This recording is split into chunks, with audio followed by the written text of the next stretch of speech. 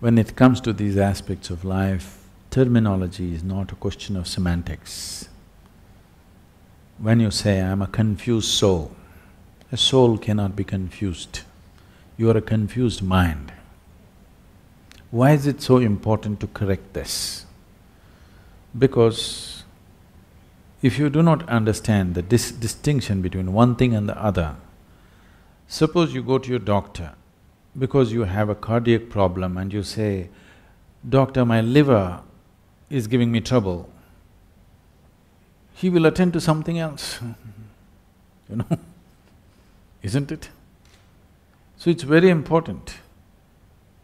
It is not a question of semantics, it's just not just a question of splitting hair. It's just like this.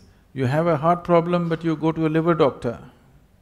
This is not going to be a solution, there's going to be more problems because anyway, once you go to him, he has to conduct a surgery upon your liver, whether you have liver problem or not. That's part of the business, okay. So it's very important, your soul cannot be confused. And first of all, do not talk about a soul because it's not come into your experience. And if you talk about something which is not yet in your experience, to put it very bluntly, it amounts to lying. So this is the first thing you must do, you must stop lying. Do not talk about anything which is not yet a reality for you. It may be said in the Gita, it may be written in the Vedas, everybody may be talking about it, it doesn't matter. It's not true for you, you do not talk about it. You do not talk about soul, you do not talk about heaven, you do not talk about God because it is not yet a reality for you. If you do not talk about these things, a certain longing will appear within you which will lead you there. If you talk about it, you will satisfy yourself with gossip, the real thing will never happen to you. You will be fulfilled with gossip. Gossip is a very fulfilling thing, you know. Yes. Yes, lot of people avoid reality just by gossiping.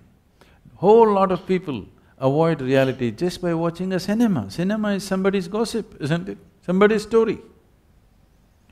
I'm not against it, but I'm saying if you're using it to enhance your life, it's okay. If you're using it to avoid your life, it's a serious problem, isn't it? And a lot of people are using it to avoid life. You know, you don't have to do anything in your life. You go just sit in a dark room, buy a bucket of popcorn.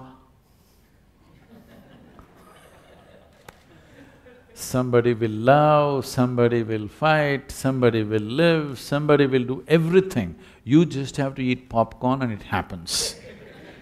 You can cry, you can laugh and you can come out and it's done. And they tell you when it's ended. These days they don't put that "the end" anymore. You're supposed to figure, it's over. There was a time when they would say "the end." So just in case you're not getting it, you may sit for the next show. So, do not deceive yourself. This is the least you can do for yourself is do not bullshit yourself. If you do not bullshit others also, your life around you will also improve phenomenally, but that I will leave it to you, okay? That's your decision. But at least with this one person, be 100% straight, no nonsense. You must do this because this person deserves and you owe it to this. That with this one at least, I don't know in what kind of social and other situations you are, whether you can stop bullshitting to others. If you do that, you can build a phenomenal life around you also. If you can do it around yourself, it's great, you'll build something wonderful. If that is not possible, at least with this one person, do not bullshit this person. At least with this person, 100% straight. So this is simply because there was a time when this culture was a vibrant spiritual atmosphere. From those times, it is a very depleted condition right now. That vibrant spiritual liveliness is gone, but the jargon is still floating around. Wherever you go, people are talking about soul, Atma, Paramatma, this, that. The jargon is still floating around in common language and common atmospheres, though the fire is gone. Because of this, it is one way it could have been a positive influence, but it is also a negative influence because you're talking about the highest things in a mundane way, so that all the highest things will just die, just talking about it like gossip. People will discuss Gita on the tea shop, people will nothing wrong with the tea shop, I'm saying not with the necessary focus or the sanctity that it needs. Sanctity not in terms of elevating it to some place, sanctity in terms of if you want to put your hand into the milk, you would see that your hands are clean, isn't it? Because otherwise it'll go bad. This is just like that. If you want to put your hands into something, before that a little bit of care, otherwise you will become a confused soul, which is impossible. But you think it's real. Confused mind, possible. Mind can only be confused. If somebody has a clear mind, he must be a fanatic. Do you understand? The nature of the mind is confusion. That's its beauty, it's always confused because it can't figure anything. But it can gather everything and mull over it endlessly. This is the nature of your logical mind. Mind is always going to be confused unless you are a single-track idiot or you are a fanatic. Otherwise, mind will be confused. A confused mind is good. If you know how to organize your confusion, if you know how to handle your confusion, if you know how to increase the enormity of your confusion consciously, if you can handle your confusion consciously, mind is a very productive instrument. If you're looking for a mind which is not confused, you can go for a brain surgery. You can remove half of it, there'll be no confusion. Clear? The more intelligent you are, the more you will wonder, the more you will be confused about everything. The more profoundly you look at life, the more confused you will be. And it's good. Only somebody who doesn't look at anything, who's got a parallel vision, he is dead sure about everything. So you must either be an idiot or a fanatic to do that, and there's not much difference between the two. So now, your mind is confused. That is the nature of the mind. You have to learn to use the confusion to your benefit. If your mind is not confused, that means it's not constantly receiving. It is a blocked up mind, your mind has become a concrete block which is dead sure about everything. Otherwise, constantly if you're perceiving more and more information, it is always confused because it is always receiving much more than it can ever process. So much information, everything that you see, if you see little more carefully, right in this room you can see so many things that you never thought possible in your life, do you understand? If you observe just one thing, it will happen like this. It is just that people are saying like this and they don't see anything.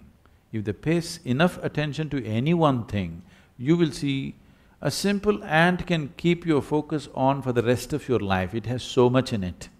So everything around you, if you pay enough attention, there is so much information, no way can any mind ever process it. Only an unattentive mind thinks it knows everything. An attentive mind is always wondering and confused about every little thing in the universe. And that's the way it should be. You should not suffer your confusion. You must understand if you're constantly confused, that means you have a functioning intelligence. Yes.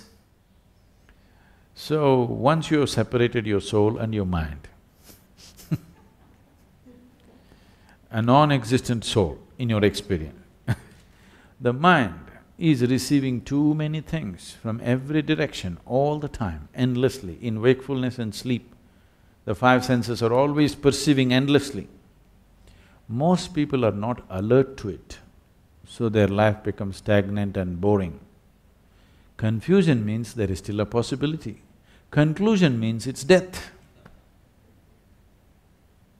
So, don't try to conclude and take away the confusion. Confusion is fine. Right now, do not imagine things which are not true. Confusion is because never in the history of humanity anybody ever figured the nature of creation, nature of life in their mind. You can become life and know life. You can never figure life, just understand this. Never ever can you figure life out. But if you become an absolute piece of life, you will know life for what it is. So the only way to know life is to become one. Are you one? Are you a soul? Are you life? Are you life or no? You are. So become that. Right now you are not alive. You are a bundle of thoughts, emotions, ideas, opinions and prejudices. That is more dominant than the life in you, isn't it? Yes or no? Your thought and emotion is occupying more space than the aliveness that you are. So you are not experiencing yourself as a piece of life, you are experiencing yourself as a bundle of thought and emotion and whatever else. This is a wrong perception. Because you're alive, you may think. You understand? Not because you think that you exist. Because you're alive, you may think if you wish. But right now, the thought process has become so compulsive that people think that is more dominant or is predominant to life. It is not so. It does not… your thought does not exist before life. Because you're alive, you may think. Thoughts, if one's thought is so, focused towards one thing in his life, nothing else seems to matter, such a person is free simply because of his thought, not a confused thought process. That thought process will not protect you.